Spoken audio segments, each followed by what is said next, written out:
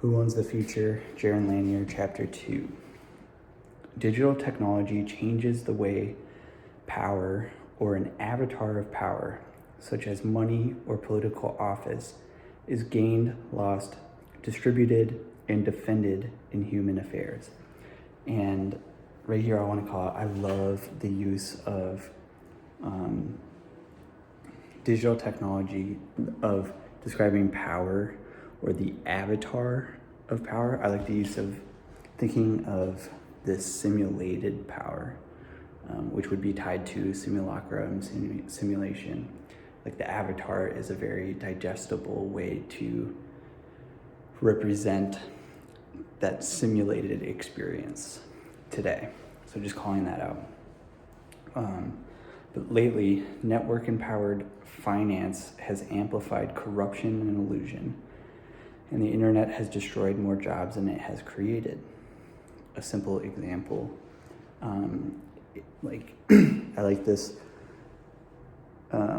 representation here, and when you see this example expanded across different industries and at the individual level, and maybe even your own personal experience. But it's magic that you can upload a phrase in Spanish into the cloud services of companies like Google or Microsoft, and a workable, if imperfect, translation to English is returned.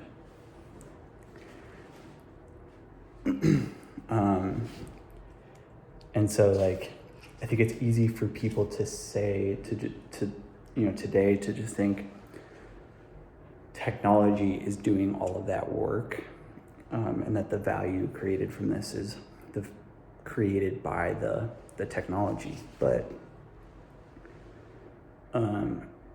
it will almost always turn out that multiple previous translations by real human translators had to contend with similar passages. So a collage of those previous translations will yield a usable result. A giant act of statistics is made practically free because of Moore's law, but at core, the act of translation is based on the real work of people. So this is key. Alas, the human translators are anonymous and off the books. The act of cloud-based translation shrinks the economy by pretending the translators who provided the examples don't exist. With each so-called automatic translation, the humans who were the sources of the data are inched away from the world of compensation and employment. So that's huge. This is critical. Just try to conceptualize the large scale impact of all of this. This goes back to the idea of data dignity, and it goes back to the idea of how valuable the data that we're providing actually is. So people tend to think what I'm providing in the digital space as, personally, what value of it is there really? And that's flawed in itself. There is tremendous amount of value in just your everyday experiences online, even in social media. But it's hard to conceptualize just what that is. And it becomes easier to see when you see it through the lens of commerce and actual, information being provided. So in this case, we have the translators who are doing the work, the hard work to figure out all of this stuff. And the technology just takes that. Let's say, okay, let's work through how that would actually play out. Let's say a translator has dedicated their lives to, figuring out all of this stuff, and then they post their findings publicly in the digital space. And hopefully maybe that will yield credibility and respect in that discipline that will potentially have economic benefits to that individual, but it's not guaranteed. But furthermore, the tech companies then get to take that information and build a tool, a resource off of it that they can then monetize without having to give attribution to the data that was provided by the number of people doing that work. So then what happens is they're concentrating that the practical, tangible value of the information, and they're capitalizing on the economic benefits of that. So really, the value is in. So they're placing no value on the information, but they're placing the value down the road on the commercial execution that is entirely predicated on that information. Super interesting.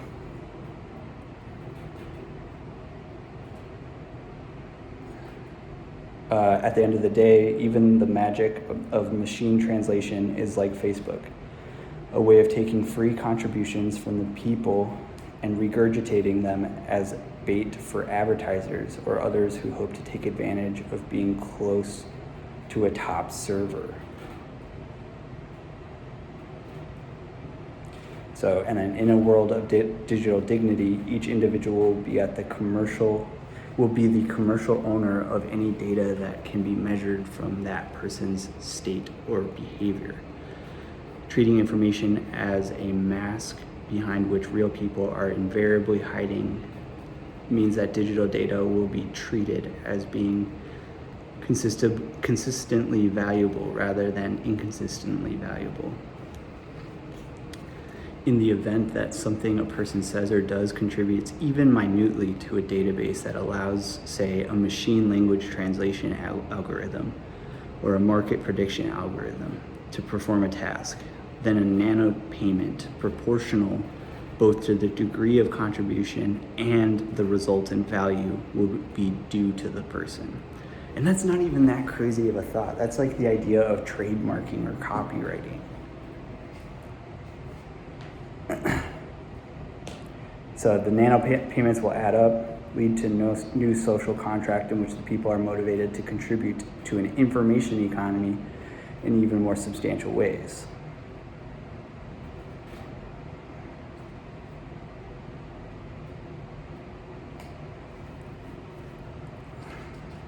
So he says, this sounds, this is big talk, whatever, but it's more than that. It's a little bit of both. I don't know. So then there's this portion here on the ancient anticipation of the singularity. Goes back as far back as Aristotle. And side note, one of the reasons why I connect so instantly to Jaron Lanier is that his influence is very human. It's across he's not hyper specialized. He can talk about music or Aristotle or economy, all of these things, which is important in seeing when you're making decisions on the bigger picture. You have to see the bigger picture. So I love that he is able to include Aristotle. So Aristotle directly addressed the role of people in a hypothetical high-tech world. This is a quote from Aristotle. If every instrument could accomplish its own work, obeying or anticipating the will of others, like the statues of Daedalus or the tripods of Hippolytus, which, says the poet, of their own accord entered the assembly of the gods, if in like manner the shuttle would weave and the plectrum touch the lyre without a hand to guide them. Chief workmen would not want servants nor masters slaves.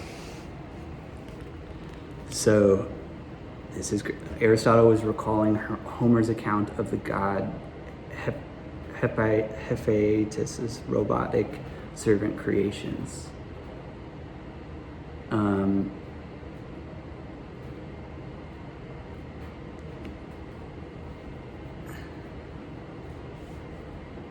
Yeah, there's a little bit more to that, but continuing on to see. These days, music is more than a need to be met. Musicians who seek to make a living are goaded by the preferences of the marketplace into becoming symbols of a culture or counterculture. The countercultural ones become a little wounded, vulnerable, wild, dangerous, or strange. Music is no longer a nutrient to be supplied, but something more mystical, a forge of meaning and identity, the realization of flow in life. This book imagines that people like that might someday make a living at what they do. All right, and the plot. This is key. Aristotle seems to want to escape the burden of accommodating lesser people. His quote about self-operating lutes and looms could be interpreted as a daydream that better technology will free us to some degree from having to deal with one another, to deal with, It's not as if everyone wanted to be closer to all of humanity when cities were first formed. Athens was a necessity first and a luxury second. No one wants to accommodate the diversity of strangers. People deal with each other politically because the material advantages are compelling. We find relative safety and sustenance in numbers. But in Aristotle's words, you get a taste of what a nuisance it can be to accommodate others. Something was lost with the advent of the polis. The reward, then this is what I want to zero in on, is this example. The reward for a Roman general, upon retiring after years of combat, was a plot of land that he could farm for himself, to be left alone, to be able to live off the land with the illusion of no polis to bug you. That was the dream. The American West offered that dream again, and still loathes giving it up. I love this. Justice Louis Brandeis famously defined privacy as the right to be left alone. The right to be left alone. That's what privacy is. People naturally seek the benefits of society, meaning the accommodation of strangers, while avoiding direct vulnerabilities to specific others as much as possible. People have thousands of friends online, yet they stare at a little screen when in the proximity of others. So the idea here is critical. And I'd like to think about the Roman general example. I think I have a personal, one of the things I've had a hard time defining what privacy looks like. But ultimately, if you want to be left alone, if you want to be on your own, shouldn't that be accessible? Shouldn't that be possible? We don't have to have this mentality of, togetherness or whatever. And it's just interesting, like the Roman general thing. That's what serving is. I think that's the idea of, that's what the whole idea around a massive focus on the right to occupy your own land and being central to that is then you're free to be on your own, operate on your own. You're self-sustainable, right? Greek, to be left alone, to live off the land with no illusion of, I don't know,